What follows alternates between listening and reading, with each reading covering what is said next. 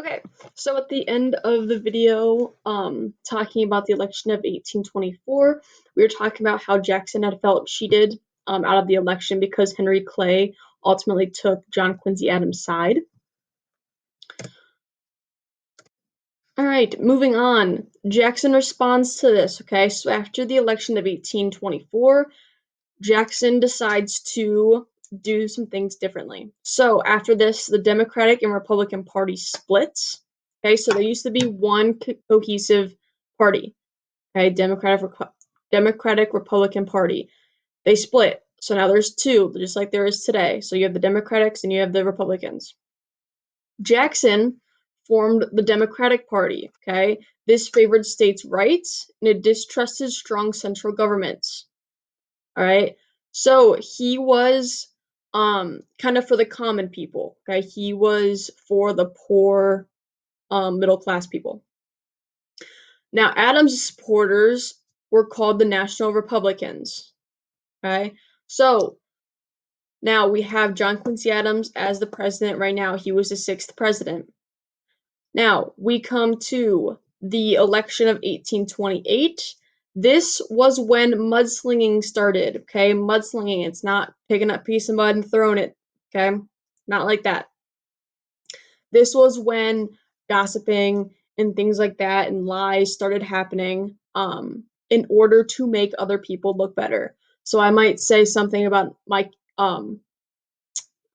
rival to for the presidency. I might say something out of the ordinary that they they did this. Okay, so people would start hating them, and I would get more votes.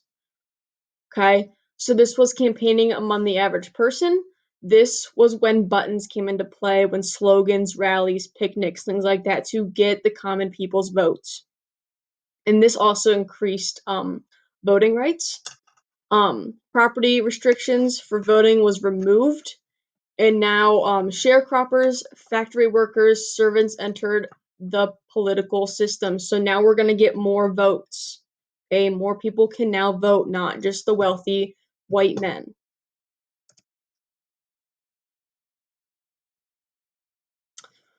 All right, the end result in the election of 1828.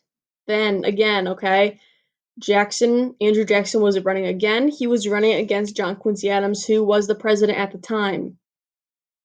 So as you can see here, the electoral vote, okay, Jackson won the majority. Remember, the majority got to be over 50%. Jackson had 68.2%. He won the majority, okay?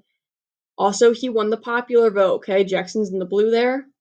He won the popular vote, 55.93. He won the majority of both of them, okay? Popular vote does not really matter in this case. All that matters is the electoral vote, okay? Someone, okay, just a couple years ago, okay, Hillary Clinton, she won the popular vote, okay? But Donald Trump won the electoral vote, and that's why he is the president now. Okay, so popular vote doesn't really mean anything. All right, Jackson for the common men. So thousands, okay, came out for his inauguration. He created the spoil system. Okay, this is basically serving up and spoiling the people that were in your corner. So Jackson fired many government officials and replaced them with his supporters. Okay, so he opposed and opposed by the Whig Party. Okay, so this kind of happens still today when a Democratic Party leaves office and a Republican comes into office. They fire all the Democratic people and they bring in their own staff. Okay, it's the same thing.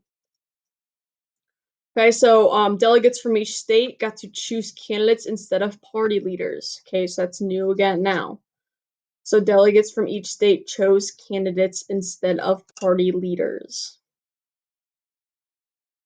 All right. So for this week, you just have these two videos. You have nothing else. No assignments due for Tuesday. Make sure you're still doing the Monday assignments. You have not done that. If you have any questions with the Edpuzzles or anything like that from Monday, please email me and let me know. Other than that, have a good Tuesday. Bye, guys.